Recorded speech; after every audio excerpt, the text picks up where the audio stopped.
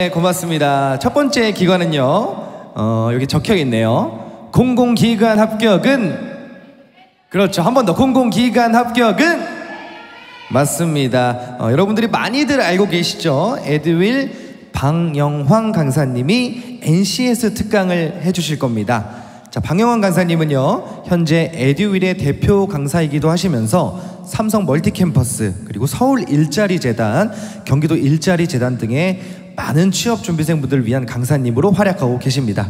자, 그럼 방영황 강사님의 NCS 특강을 시작하도록 하겠습니다. 모두 큰 박수 부탁드리겠습니다. 네, 여러분 안녕하십니까. 반갑습니다. 네, 방금 소개받은 방영황 강사라고 합니다. 네, 이렇게 오프라인으로 해서 오랜만에 많은 분들 앞에서 강의하는 게 저도 몇 년 만에 하는 것 같아서 좀 약간 긴장되기도 하는데, 네, 차분하게 대략적으로 한 30분 정도 내용을 전달드리고 마무리하겠습니다. 일단은 뭐 공공기관 취업을 준비한다고 했을 때 저희가 뭐 30분 안에 어떤 굉장히 많은 정보들을 전달드리기는 어렵겠죠. 그런데 제가 그래서 이 30분이라고 한 시간 내에 뭐 이 지역에 있는 대표적인 공공기관에 대한 정보를 알려드리는 것은 뒤에 어차피 담당 선생님께서 오셔서 다 알려주시는 부분들이기 때문에 그런 부분을 좀 전달드리기보다는 공기업 취업 준비를 하는 과정에서 우리가 취해야 할 자세와 태도에 대한 부분들, 그리고 전략에 대한 부분들을 가지고 30분 정도 이야기를 나눠보도록 할 겁니다. 일단은 난공불락이라고 얘기하는 건 뭐냐면 나는 공기업 절대 떨어지지 않겠다라고 하는 의지의 표현이라고 보시면 되고요. 그런 주제를 가지고 어떻게 하면 우리가 안 떨어질까에 대해서 한번 얘기를 나눠볼 거고요. 네, 사진 잘 나온 거 하나 나와 있고요. 자, 공기업에 대한 합격 프로세스를 한번 같이 살펴보도록 하겠습니다. 일단은 마인드에 대한 부분들이 제일 중요하죠. 여러분들이 이렇게 뭐 지금 약간 비도 살짝 오는 이 상황에서도 여기까지 오신 것에 대한 부분들은 앞서 사회자분께서 말씀하신 바와 같이 굉장히 의지가 결연하다고 볼 수 있습니다. 그런데 과연 그것이 얼마나 갈 것인가가 또 우리의 현실적인 부분이기도 합니다. 그래서 이제 마인드에 대한 부분들이 되게 중요하고요. 그 다음에 내가 가고 싶은 공공기관에 대한 다양한 어떤 그 분야들의 설정들이 좀 필요하기도 합니다. 우리가 사무직이거나 기술직인 큰 틀에서 나눠보게 된다면 사무직일 때 갈 수 있는 공공기관들도 굉장히 많이 있고, 또 기술직이라고 했을 때 저희가 뭐 발전에너지 공기업이나 SOC 쪽 말고도 금융 쪽으로도 갈 수 있는 다양한 분야가 있기 때문에 우리가 굳이 몇 개의 공공기관만 타깃팅해서 준비한다기보다는 내가 갈 수 있는 역량이 되고 내가 준비하면 충분히 할 수 있는 그런 공공기관들에 대한 취업 전략을 세울 필요가 있으세요. 그래서 두 번째는 매핑이 중요하고요. 세 번째로는 직무기술서라든지 이런 걸 통해서 내가 지금 현재 부족한 것이 무엇이고 어떤 부분들을 내가 더 추가적으로 교육을 받거나 준비를 해야 되는가에 대한 부분들이 만들어져야 되겠죠. 그 다음에 자기소개서와 필기, 면접에 대한 준비들을 통해서 면접에 합격하면 짧게 끝나는 거고요. 면접에 불합격하면 다시 한번 마인드 세팅부터 해서 공기업의 무한한 루틴이 시작되는 겁니다. 그래서 저는 NCS 특강이라고 하게 되면 뭐 필기 뭐 이런 준비에 대해서 여러분들이 뭐 생각하실 수 있을 것 같다는 생각이 들기도 했었는데 이 특강은 전체적인 준비 사항에 대한 부분을 요약적으로 알려주는 일종의 요약집이다라고 생각하시면 좋을 것 같아요. 일단은 공기업을 준비하면 과연 갈 수 있을까에 대한 부분부터 한번 이야기를 나눠보도록 하죠.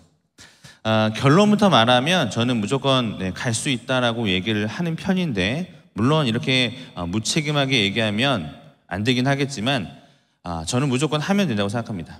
그냥 뭐 일반적으로 그냥 말씀드린 것이 아니라 제가 여태까지 만났던 수많은 공공기관에 취업했던 친구들을 보면 결과적으로 1년 만에 합격하는 친구도 있고 2년 걸려서 합격하는 친구도 있고, 작년에 합격했던 친구는 무역보험공사 간 친구인데 그 친구도 3년 6개월 정도 걸려서 갔어요.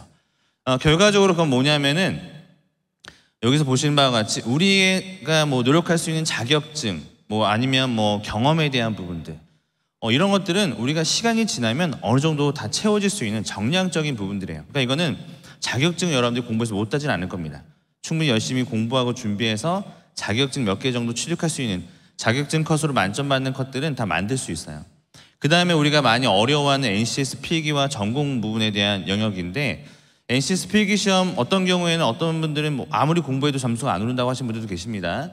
하지만 여러분들이 제가 생각할 때에는 뭐 그럼 NCS에 어떤 딱 맞춤형 어떤 스타일이 있는 것도 아니기 때문에 꾸준하게 이것들도 공부하고 준비하면 우리가 어느 정도 고원 현상을 겪긴 하겠지만 우리 2차 필기시험 합격까지는 도달할 수 있어요. 그 다음에 이제 면접의 경우에는 우리가 이제 미리 준비가 되어 있느냐 안 되어 있느냐에 따라서 합격과 불합격이 걸어질 수 있는데 여러분들이 진짜 내가 열심히 공급하겠다고 생각하고 준비 열심히 하면 만약에 내가 10군데 냈다. 반드시 내가 원하는 공공기관에 또 내가 원하는 수준의 공기업에 한두 군데 정도는 반드시 면접까지 갑니다. 안 가는 게 이상한 거예요. 그럼 우리가 그 면접의 기회를 딱 잡았을 때 그때 어떠한 결과물을 만들어내가 되게 중요한데 우리는 주로 이제 공기업 취업 준비할 때 필기 공부 위주로 많이 합니다. 왜냐하면 그게 가장 정성을 들이기가 좋거든요. 그리고 그게 가장 또 난이도가 높기도 하고 뭔가 우리가 공부한다고 하면 굉장히 좀 뭔가 취업 준비하고 있는 것 같다는 느낌이 들기도 해서 우리가 카페 같은 데 가서 아메리카노 시켜놓고 8시간 앉아있는 거란 말이죠. 그러니까 그런 것들 보게 되면 취업 준비를 할 때 그 공공기관은 우리가 어떤 단계적으로 접근하면 안 되고 다 루틴하게 해야 됩니다. 하루에 몇 시간 정도의 부분은 NCS 필기 공부하고 또 하루에 뭐 1시간 정도는 면접에 대한 시간을 투자하면서 전체적으로 다 골고루 준비가 되어야만 면접의 기회가 필기를 어렵게 통과하고 왔을 때 합격할 수 있는 결과물을 만들 수 있겠죠. 그래서 공기업 준비의 장기화는 주로 면접 준비를 하지 못해서 면접까지 갔을 때 떨어지는 경우들이 더 많습니다. 그러니까 여러분들은 반드시 내가 필기는 무조건 합격할 거고 내가 원하는 공기업에 한두 번의 면접 기회가 오면 그 기회를 무조건 잡는다 이렇게 생각하시고 공기업에 대한 준비를 하시는 게 좋겠죠. 그래서 여러분들이 이게 얼마나 준비해야 되냐라고 생각하시는데 아무리 길게 잡아도 3년 할 수 있겠어요 여러분? 네. 아무리 길게 잡아도입니다. 그 안에 무조건 결과물은 나오겠죠. 물론 개개인 차이에 따라 다르겠지만 근데 만약에 여러분들 3년 뒤에 몇 살이죠? 3년 뒤에도 뭐 40대 중반 되고 이런 거 아니잖아요. 그렇죠? 우리가 20대 초반이나 아니면은 20대 후반이거나 아무리 늦어도 30대 초반입니다. 그렇게 해서 우리가 3년 동안 준비해서 30년 이상 다닐 수 있는 공기업에 우리가 입사할 수 있다라고 한다면 우리는 충분히 우리 요즘에 많이 얘기하는 투자할 만한 가치가 있는 거죠. 그러니까 그냥 하세요 여러분들. 여기 와서 내가 할까 말까 이렇게 생각하지 마시고 그냥 하면 됩니다. 그거 어려워. 요즘에 뭐 공무원도 줄이고 공기업도 요즘에 줄인다고 하잖아. 공기업 개편한데 이런 거 그냥 신경 쓰지 마세요. 될 사람은 됩니다. 그래서 여러분들 그런 분들이 되셨으면 좋겠다라고 하는 말씀 드리고 싶고요. 지역 인재 공기업이냐 아니면 공기업이면 되냐 이것도 되게 중요합니다. 내가 좋아하는 공기업이 있을 거예요. 또 나는 지역 인재에 해당되니까 우리 지역에 있는 공기업 오늘 오는 공기업들에 대해서 여러분들이 관심을 많이 가지고 설명해도 잘 들으시겠죠? 근데 제가 이제 다른 어떤 뭐 전북대라든지 전남대 여기 다 학교 돌아다니면서 다 강의할 때에는 지역에 있는 공기업도 무조건 1순위가 되겠지만 나만 지역 인재가 아니니까 좀 다양화 시켜야 된다라고 얘기를 하고 있고요. 여러분들이 가고 싶은 공기업이 LX냐, 뭐 LH냐, 아니면 뭐 철도공사냐, 한국전력이냐, 뭔가 하나 타겟팅해서 하는 것도 좋습니다. 뭐 그것도 문제가 없는데 그것만 또 지원해서는 안 된다는 거죠.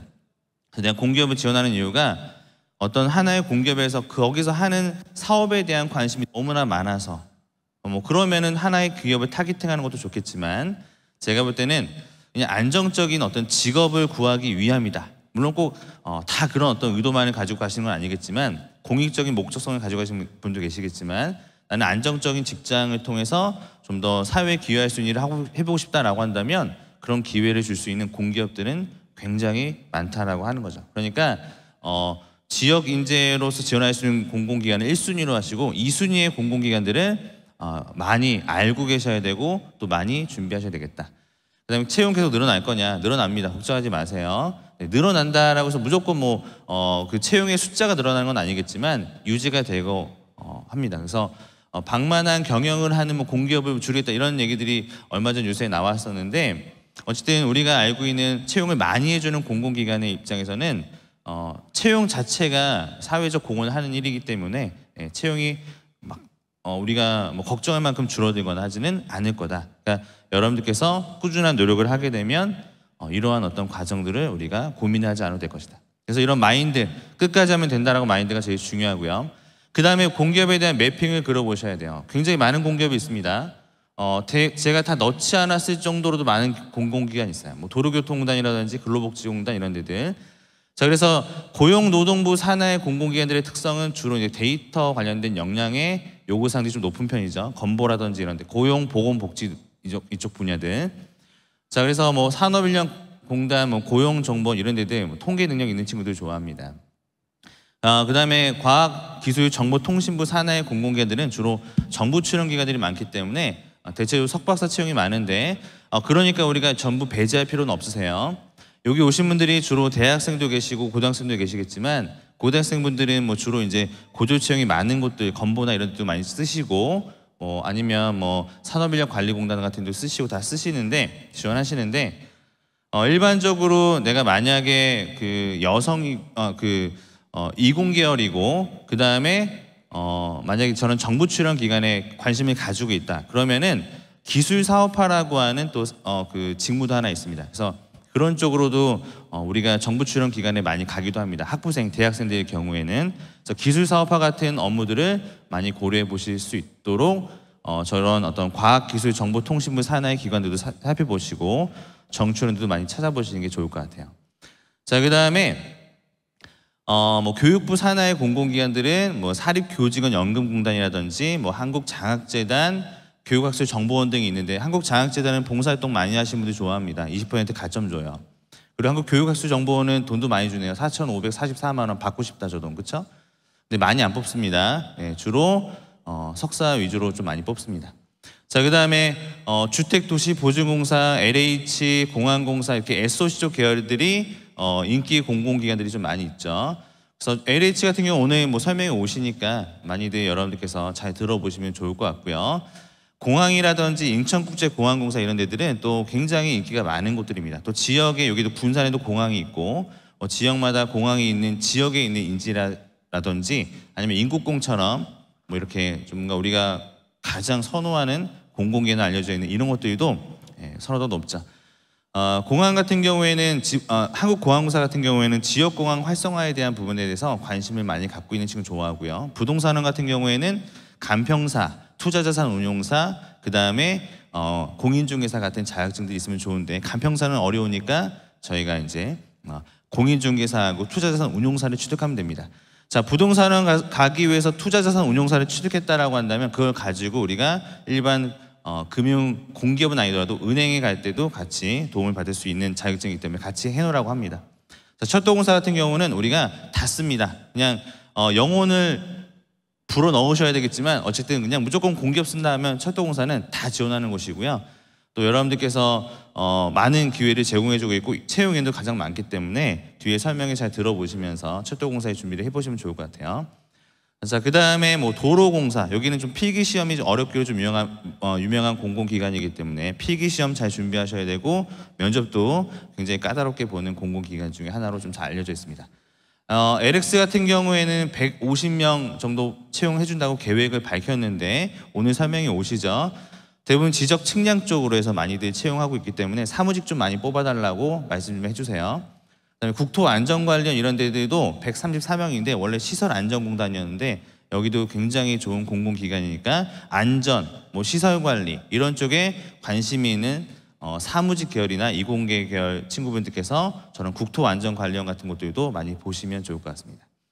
자, 그 다음에 뭐 금융위원회 산하의 기관들도 있습니다. 금융공기업이라고 일컬어지는 곳들이죠. 자산관리공사부터 해서 저런 자산관리공사는 부동산이나 건축공학이나 이런 쪽 전공자들도 많이 가시고 또 이 자산관리공사 자체도 이번에 채용을 좀 많이 하고 있기 때문에 상반기 채용에서 좀 약간 인기를 많이 끌었던 공공기관 중에 하나죠. 근데 금융공기업은 아시겠지만 일반 고등학교 졸업을 해서 학교에서 추천해가지고 가는 채용도 있고 더불어서 우리 그 대학생분들 같은 경우에는 대체적으로 금융공기업 가겠다라고 하시면 3학년 때부터 스터디 만들어가지고 준비하는 경우가 많습니다. 만약에 공기업을 가겠다라고 한다면 금융공기업 쪽은 신용이라든지 리스크 관련된 교육들을 많이 받으시는 게 또 신용 분석사라는 이런 자격증 취득하시는 게 지금 현재로서는 대부분 많은 공기업에 지원할 때 도움이 되시고요. 필기시험 같은 거 어려우실 수 있으니까 한국 여기에는 안 나와 있지만 한국은행에 들어가 보시면 한국은행 채용 사이트에서 경영, 경제, 뭐 IT 뭐 이런 거 관련돼서 기출문제 나온 것들 다운로드 받아서 공부해 보시면 금융공기업 필기시험 준비할 때 도움을 받을 수 있습니다. 마사회 같은 경우도 지금 채용이 거의 없습니다. 네, 뭐 여기는 서울 과천하고 부산하고 제주도에 있는 공공기관인데 채용 자체를 많이 안 하고 있고요. 아무래도 경마 사업을 좀 안 하다 보니까 최근에 근데 이번에 좀 채용을 해줄 거라고 기대는 하고 있습니다. 주말에 일을 해야 되는 경우도 있습니다. 예를 들면 국민체육진흥공단이라든지 한국마사회는 경마 사업이나 경륜 사업 때문에 주말에 근무를 하기도 하죠. 뭐 주말에 근무하면은 친구들도 못 만나고 좀 그렇지 않을까라고 생각하시는데 걱정하지 마세요. 어차피 취업하면 친구들은 다 없어집니다. 그러니까 그런 거 생각하지 말고 갈 수만 있다면 다 지원하는 겁니다. 자, 그 다음에 뭐 AT유통공사 여기 나주에 있으니까 농어촌공사하고 많이들 지원하시죠. 그래서 이쪽도 여러분들도 많이 좀 체크해 주시면 좋을 것 같은 공공기관들이고 콘텐츠진흥원도 나주에 있습니다. 네, 채용 인원이 그래도 작년에 9명이었는데 이번에 14명으로 좀 더 뽑아주고 있는 것 같습니다. 자, 그 다음에 관광공사, 지역에 있는 인재들의 선호도 좀 높은 편이에요. 관광공사는 마케팅에 대한 역량 중요하고 데이터 분석 역량 중요하니까 그런 것들 좀 많이 준비해 보시면 좋을 것 같고 체육진흥공단 같은 경우에도 저기 21명 뽑지만 저 중에서 10명은 체육 계열, 10명이 사무계열 이렇게 해서 뽑습니다. 그래서 체육 전공자들을 반 정도 이상 뽑아주기 때문에 그 정도 고려해서 준비해야 되는 것 중에 하나입니다.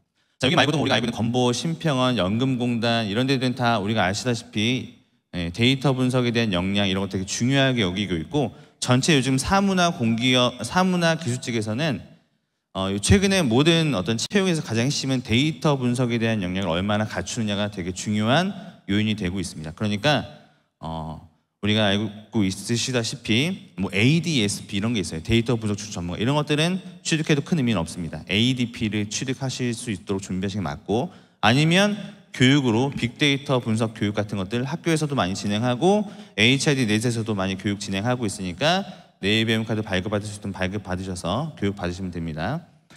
자, 그 다음에 뭐 여기 임업진흥원이라든지 이런 산림복지 쪽도 있는데 여기는 딱 이 전공자들 위주로 거의 많이 지원하는 공공기관들이고요. 우리가 알고 있는 5대 발전과 그 다음에 한국전력, 한국가스공사 이런 발전에너지 공기업은 스펙 초월 전형으로 많이 진행하니까 우리가 이제 필기시험에 좀 많은 시간을 투자하더라도 일단은 면접이 좀 까다롭기로 유명한 경우가 많습니다. 한수원도 그렇고 뭐 그 다음에 뭐 지역 난방공사도 마찬가지죠. 그러니까 이런 곳들에서는 면접 준비를 꼭 같이 병행해서 스터디를 하시는 게 도움이 될 수 있습니다. 한전은 여러분들 다 지원해 보시면 되고 아시다시피 쌍기사가 중요하죠. 그래서 이 쌍기사 같은 기술직 같은 경우에는 쌍기사가 중요한데 쌍기사 같은 경우에는 SOC 계열, 뭐 도로공사라든지 이런 데서도 기사 자격증 2개 있는 거 요구하고 있습니다. 제가 이렇게 쭉 한번 리뷰해서 말씀드리고 있는 이유 중에 하나는 뭐냐면은 저도 이런 것들을 그 공공기관의 채용이라든지 이런 것들 다 정리해 놓고 그 정리된 내용들을 바탕으로 우선순위를 뽑아내기 위함이에요. 내가 지금 한국사를 준비해서 이걸 2급인데 1급을 올리는 게 맞을 것인가, 커마를 따가지고 내가 1급을 꼭 만들어야 될 것인가, 아니면 한국사는 안 해도 되는 것인가, 뭐 이런 식의 어떤 고민들이 있을 수 있다는 거죠. 취업을 준비하시는 과정에서. 그런데 리스트업을 쭉 하시고 그 공공기관에 대한 채용 우대사항과 채용 가점에 대한 부분들을 잘 확인하신 다음에 그걸 바탕으로 내가 전반적으로 SOC 쪽과 그 다음에 뭐 예를 들어 한국전력 이런 쪽 발전의 쪽으로 가겠다. 그러면은 뭐 예를 들어서 우리는 쌍기사를 준비해 본다든지 또 기사 자격증은 우리가 어떤 것들을 준비해야 될까 좀 찾아보시면서 최근에는 안전기사 같은 거 중요하게 생각하니까 공대신 분들은 산업안전기사 미리 준비해 놓고 전공자격증 또 같이 하나 더 준비하시는 스터디를 만들어 본다든지 이런 식으로 계획과 플랜을 짤 수 있습니다. 그래서 워낙 다양한 예시가 있고 제가 한 5시간 강의하면 다 알려드릴 수 있는데 지금 30분 강의니까 이렇게만 좀 큰 틀에서 말씀을 드리도록 할게요. 그래서 많은 공공기관들이 있고 또 여기는 주로 이제 이 지역에 있는 분들이 오셔서 이 지역을 대표하는 공공기관에 입사하고자 희망하시는 분들이 많이 오셨을 거라고 생각하는데 맞습니다. 여기가 1순위가 되면 좋겠고 제가 말씀드렸던 다양한 공공기관들 여러분들이 철도공사를 준비하기 위해 노력하는 과정들 그 다음에 뭐 발전에너지 공기업에 가기 위해 노력하는 과정들이 다른 공기업에도 다 활용될 수 있는 역량들이니까 같이 좀 준비하시면 좋겠다는 차원에서 말씀을 쭉 드리고 있습니다. 그래서 여러분들 기술보증기금 같은 경우들도 많이들 지원하시는 것들 중에 하나거든요. 그러니까 난 이공계열이니까 난 무조건 난 여기 발전을지 가야지 이렇게만 생각하지 마시고 영역을 좀 넓혀보시면 좋을 것 같아요. 기술보증기금 같은 경우에는 이공계열 과목 7개만 이수하면 지원할 수 있기 때문에 사무직도 많이 뽑고요. 그래서 여러 가지로 좀 고민해 보시면 좋을 것 같습니다. 자, 그 다음에 직무규서 같은 것들은 여러분들이 꾸준하게 살펴보실 필요가 있으세요. 왜냐하면 내가 어떠한 경험을 강점으로 내세울 것인지, 또 그 다음에 내가 어떠한 역량이 좀 현재 부족한 것인지를 파악하기 위해서는 직무교육에 대한 그 직무규서들을 우리가 꼼꼼하게 살펴볼 필요는 있습니다. 보시게 되면 제가 이 직무규서에서 많이 봐야 된다고 생각하는 부분은 직무에 대한 지식도 중요하겠지만 직무에 대한 저 기술적인 부분이 제일 중요한 부분이라고 보시면 좋을 것 같아요. 필요 기술에 대한 부분들. 그래서 여러분들이 쭉 보시게 되면 사무직 같은 경우에는 뭐 엑셀 프로그램에 대한 활용 기법이 중요하다거나 채널 선택에 대한 이해도가 중요하다거나 뭐 이런 것들이 보이고 있습니다. 행사 운영 기술이 중요하대요. 그렇다면은 기본적으로 우리가 기업 홍보라든지 아니면 대외적인 활동들이 많은 공공기관들은 저렇게 그 마케팅이라든지 채널에 대한 운영 능력을 중요하게 여기는 공공기관도 되게 많습니다. 뭐 때로는 서포터즈 활동을 많이 했던 친구들에 대한 선호도가 높은 공공기관들도 있어요. 그럼 내가 만약에 가고 싶은 공기업의 직무규서를 보니까 그런 내용이 있다. 그러면 지금부터라도 그냥 블로그라도 하나 만들면 됩니다. 유튜브라도 하나 만들어 보세요. 구독자는 별로 중요하지 않아요. 제가 구독 눌러드릴게요. 그러니까 그런 거 신경 쓰지 말고 컨텐츠를 꾸준하게 만들어서 올리는 것만으로도 우리는 관광공사 갈 때도 굉장히 큰 도움을 받을 수 있고, 그 다음에 철도공사, 건강보험공단, 심평원 이런 데 갈 때에도 다 효율적인 대안이 되는 거죠. 내가 경험이 없다고 생각하지 마시고요. 경험은 지금부터 만들어도 돼요. 늦지 않습니다, 여러분. 뭐 오랫동안 했던 경험만이 인정받고 평가받는 건 아닙니다. 내가 이런 거 관심 있어서 지금 채널을 몇 개 만들어가지고 운영하고 있다. 이런 것만 해도 우리는 사무 쪽에서 역량을 인정받을 수 있어요. 그 다음에 여기엔 안 나와 있지만 해외 사업을 많이 하는 공기업도 있습니다. 뭐 수익형, 시장형 공기업, 뭐 한국전력공사라든지 뭐 AT유통공사 이런 데도 보게 되면 해외 사업, 해외 개발 사업 이런 것들이 되게 많아요. 그렇다면 우리가 그런 어떤 직무규서를 보게 되면 내가 해외 사업 개발이나 이런 것들에 대한 지식은 좀 없는 편이잖아요. 그러니까 코이카에서 진행하는 뭐 ODA 교육 이런 게 있습니다. 그런 것들을 여러분들 K무크 같은 어떤 온라인 사이트에서 그냥 신청해 들으시면 되거든요. 그럼 내가 여기 한국전력에서는 해외 사업 활성화를 위해서 노력을 하고 있고 나는 거기에 맞게끔 ODA와 관련된 강의를 들어왔기 때문에 나는 이런 부분에서 한국전력의 해외 사업에 기여하고 싶다라고 이야기할 수 있는 근거들이 하나씩 마련이 되는 거죠. 잘 생각해 보시게 되면 여러분들이 준비하는 정도의 자격증과 학교에서 교육과 활동들은 나만 하지 않고 내 옆에 있는 친구도 했던 거고 남도 다 할 수 있는 겁니다. 그러니까 직무규서를 통해서 우리가 파악해야 되는 건 뭐냐면 지금 당장 내가 할 수 있는 일들이 무엇이 있을까? 직무규서에서 제시된 내용들 중에서 그 다음에 내가 남들과 다른 한 끗 차이를 어떤 포인트를 잡고 만들어갈 수 있을 것인가에 대한 부분들을 고민해야 돼요. 왜냐하면 일단은 정량적인 평가나 필기까지는 우리가 똑같이 갈 수 있겠지만 면접에서 우리가 떨어지는 이유 중에 하나는 우리가 왜 너를 뽑아야 되냐고 물어봤을 때 그냥 저는 전기기사와 전기공사 자격증을 취득하여 기사 자격증을 취득하였고 학교에서 배운 어떤 수업을 들어서 뭘 했고 뭐 고도 친구들은 회계 관련된 자격증을 취득하여 이렇게 얘기한단 말이죠. 그럼 다 회계 관련된 자격증은 나 말고도 다 있습니다. 그러니까 그런 거를 내가 나열한다고 해서 이 친구가 준비가 되었구나라고 생각하지 않습니다. 뭐 한국전력이 아까 얘기했던 것처럼 한국전력이 해외 사업이 중요하고 뭐 그런 부분에 대해서 저는 필요성을 느껴서 ODA 교육을 들었다 이렇게 나가면 그만큼 내가 회사에 관심이 있고 준비를 많이 해왔다라고 하는 그 작은 차이를 만들 수 있게 되는 거죠. 그러니까 직무규서를 통해서 그런 포인트들을 잡아 나가셔야 되고요. 공대생들 같은 경우에도 지금 에너지 분야 직무규서를 보시게 되면 뭐 통계 프로그램에 대한 운영 이런 것도 나온단 말이죠. 뭐 매틀랩이라든지 이런 것들을 활용할 수도 있겠고 요즘에는 뭐 엑셀 통계로 하는 교육들도 있고 뭐 때로는 빅데이터라든지 SQLD 같은 그런 통계 데이터 분석에 대한 역량을 갖출 필요도 있다라고 하는 겁니다. 그래서 우리는 에너지 쪽이니까 그냥 자격증만 준비해서 준비하면 되겠다라고 생각할 수 있겠지만 실질적인 내 프로젝트라든지 내 경험사항에서 통계를 기반으로 한 어떤 관련된 경험이나 자격이나 교육을 같이 들어주시면 취업하는 데 훨씬 더 유리해질 수 있겠죠. 그래서 우리는 직무교육서를 좀 꼼꼼하게 살펴보고 내가 가지고 있는 부족한 점이 무엇인지를 찾아볼 필요가 있다라고 하는 점들을 말씀드려보고 있습니다. 그래서 이런 어떤 직무교육서 보기만 해도 좀 답답한 어떤 내용들의 뭐 서술이지만 꼼꼼하게 밑줄 그어서 읽어가시면서 마케팅 활동하고 있다 이런 것도 보게 되면 내가 마케팅에 대한 영역이 중요하겠구나. 그럼 이런 거 관련돼서 여러분들이 뭐 미리 준비를 하시든지 아니면 외부의 교육을 들으시면 됩니다. 제가 추천드리고 있는 것들은 교육이에요. 교육.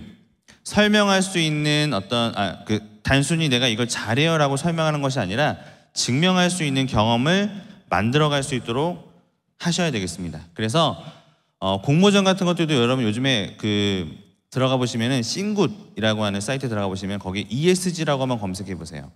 최근에 공공기관들 다 ESG 얘기하고 있습니다. 그런데 우리는 ESG와 관련해서 우리가 해본 건 딱히 없단 말이죠. 우리가 환경하고 뭐 사회적 책임하고 이런 것들은 뭐 활동적으로 하는 것들이 많이 없으니까 그냥 공모전을 한번 나가 보시면 돼요.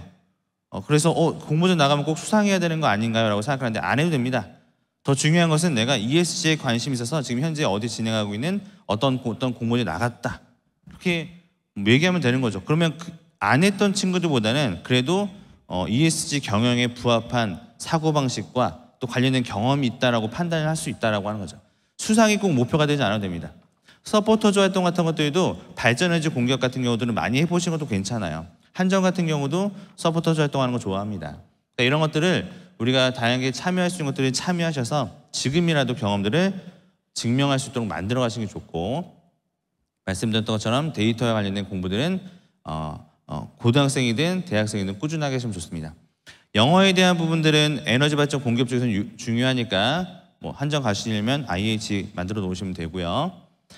그 다음에 통계교육이나 그 다음에 코이카나 그 다음에 에듀코카에서 하는 콘텐츠 교육 같은 것들을 온라인 교육을 통해서 많이 들어주시고 계측기 교육 그 다음에 한국산업기술지능협회 이공계생들은 맨 마지막에 있는 이 부분에 들어가셔서 보시게 되면 정부 출연 기관에서 교육들을 많이 운영하고 있습니다. 최근에 신재생 에너지 쪽에 관심이 있다라고 한다면 한국전력거래소에서 하는 신재생 에너지 교육이 있습니다. 전력거래소에서 하는 교육이 있습니다. 이렇게 공공기관에서도 굉장히 다양한 분야의 교육들을 운영하고 있고 신재생이든 ESG든 최근에 이슈가 되고 있는 부분들에 대해서 여러분들이 경험을 지금부터라도 만들어 놓으면 자기소개서에 쓸만한 내용들 뿐만 아니라 면접에서 활용할 수 있는 한 끗 차이가 이제 만들어지게 되겠죠. 자, 그 다음에 여러분들 뭐 이런 교육 같은 것들을 많이 찾아 들으시라고 말씀드리고 있는 것이고요. 그 다음에 학교 교육이나 직업훈련 교육 같은 것들을 대략적으로 말씀드려 본다면 스펙 초월 전형 같은 경우에는 저런 것들을 다 평가하지는 않기도 하겠지만 학교 교육은 여러분들이 5개 이상 교육 들으면 됩니다. B0 이상 되는 수업으로 대학생들의 경우에는 직업훈련은 총 한 3개 정도의 계산했을 때 48시간 이상 되는 교육을 들으시면 됩니다. 16시간 이상 되는 교육을 3개 정도 들으시면 직업훈련 교육은 만점이 되는 경우들이 많습니다. 기준으로 봤을 때. 그래서 우리가 학교 교육만으로 끝내지 마시고 앞서 제가 말씀드렸던 직업훈련 교육까지 연계해서 16시간짜리 3개 이상 들으시면 여기 뭐 교육사항이나 이런 것들을 평가하는 서류에서 평가하는 공공기관들에서 어느 정도 만점이고요. 물론 기술보증기금 같은 경우에는 단일 과목으로 52시간 교육 들은 것만 해당되고요. 국민연금공단 같은 경우에는 HRD 넷에서 들은 것 교육만 또 인정해주는 조금의 차이가 있기도 하겠지만 여러분들이 직업과 관련된 직무와 관련된 외부 교육들을 꾸준하게 듣는 것들이 효과적일 수 있다라고 이해하시면 좋을 것 같습니다. 그래서 자격증, 사무직은 이렇게 준비하시면 됩니다. 사무직은 커말 1급, 뭐 그 다음에 한국사 1급, 그 다음에 사조사를 취득하시거나 아니면 국어 능력 인증 시험 둘 중에 하나 취득하시면 됩니다. 그 다음에 데이터 관련된 교육을 준비하시거나 들으시거나 자격을 취득하시고 영어 IH 만들어 놓으면 그냥 만점이에요. 이공계 쌍기사 준비하시고 커말 준비하시고 커말 정척이 그 다음에 뭐 자격증 하나 더 취득한다면 뭐 안전 관련된 쪽으로 취득하시면 좋고, IT 쪽이면은 정처기 말고도 다른 SQL이나 이런 거 하나 더 취득하시는 게 중요하고요. 그 다음에 만약 기계 쪽이다 그러면 안전이나 이런 것들, 건축, 기계, 토목 쪽은 안전 관련된 자격증 하나 더 취득하시는 게 효율적입니다. 자, 이렇게 정말 말이 굉장히 많고 빨리빨리 하는데도 불구하고 시간은 35분, 벌써 조금씩 눈치를 보기 시작하고 있습니다. 그래서 조금씩 마무리 한번 해볼게요. 자기소개서나 이런 부분들도 여러분들이 미리 항목적인 부분을 보게 되면 국민연금공단 그 다음에 LX 이런 자기소개서 보게 되면 생각보다 쉽지 않습니다. LX 이번에 자기소개서 나온 거 보니까 좋아하는 일과 잘하는 일 중에서 무엇을 선택할 까 이렇게 물어봅니다. 그렇죠? 예. 아마도 여러분들께서도 좋아하는 일과 잘하는 일들을 고민하셔서 아마 여기 오셨을 거라고 생각을 하는데, 자기소개서 같은 경우에는 나의 역량을, 나의 성과를 드러내야 되는 항목이 많기 때문에 항상 경험을 하신 다음에 결과나 성과들을 정리해 놓으시는 게 효과적이고요.